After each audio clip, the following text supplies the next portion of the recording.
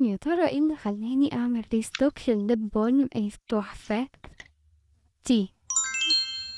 تاني مرة اجيب منها. دي القديمة انا واكلاها حرفيا، يعني بصوا خلصوها كلها لاخرها، يعني عارفين مش هتلاقوا فيها اي حاجة. ودي الجديدة. اولا الليب بالم فيها سيراميد وكولاجين عشان مع الوقت تقلل شكل الخطوط اللي في الشفايف، وكمان فيها عامل حماية من الشمس SPF 15 لأن من أكبر أسباب اسمرار الشفايف هو الشمس. وفيها زبدة شيا وزبدة كاكاو ومكونات كتير قوي للترطيب.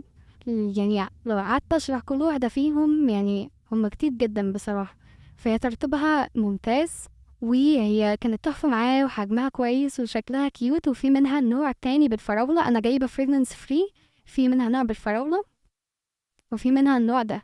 وهفضل اعمل دايما ليها التي ستوك عشان هي بجد تحفة.